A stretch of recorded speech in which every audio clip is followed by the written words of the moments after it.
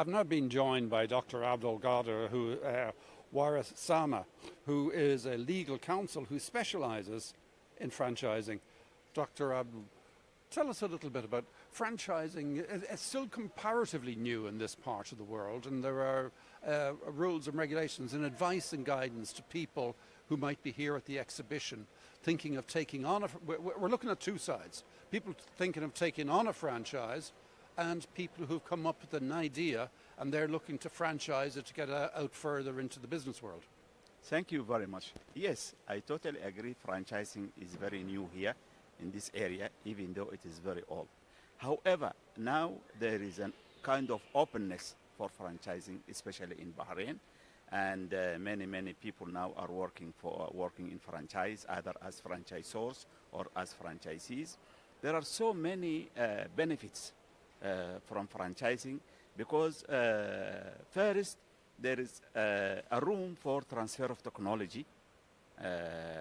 You benefit from the technology of another company which has spent a lot of time, lot of experience, lot of activity to develop the product, and then you take that product, you bring it here. However, now trading in franchising is more than multi-millions dollars in all over the world, and it is going very fast. We need it here, transfer of technology, for openness, for competition, for so many things, for the benefit of the people here. However, we need to have some kind of a regulation or a law to protect both the franchisor and the franchisee, because there are rights for the franchisor, rights for the franchisee. If there is a law, then both of them, they work under the umbrella of this law. And the law is, of course, not looking for the interests of one party, it looks for the interests of the community. So there is a real need for having a law.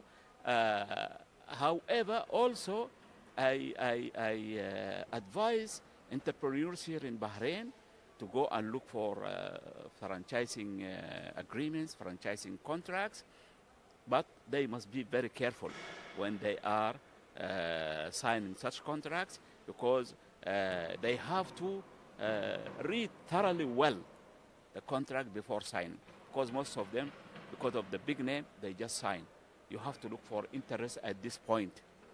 When people think about franchises, of course, they think about all of the big fast food organizations and motor dealerships, that type of thing. But now it's gone down more into smaller SMEs are getting the opportunity to put their products and services out to a much wider audience than the small business person could afford to do on their own.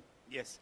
In fact, here in Bahrain, most of the franchising business is in fast food or in beverages or in certain brands. However, we need franchising for all kinds of activities. Entrepreneurs here should think out of the box and look for something new. There are so many things needed here in Bahrain or in the neighboring countries. They have to think widely and to look for a new areas wherein they can bring franchising and wherein they can also sell franchising, local franchising from here. Because also there are many, I met many people from many parts of the world. They are looking for local products here. They are looking for local costumes, local food. They want to go for franchising. However, we have to prepare ourselves for that. So it basically comes down to the old adage, buyer beware, or in this case, buyer or seller. Be aware, be very careful before you sign. Always, buyer, let the buyer beware. This is a golden rule in sale of goods, and it applies. Nemudat rule in Latin term, it is called the Nemudat rule. Let the buyer beware, and also it should be let the seller beware. We need frank, clear, trustfulness between the both parties, as franchisor or as franchisee, and by this way the whole community will benefit, and the people will be more inclined to deal with franchising. Dr. Adel, thank you very much for sharing your thoughts with us on Radio Bahrain. Most welcome, most welcome. I was speaking there with Dr. AbdelGadir Warsama, who is a legal counsel talking on franchising.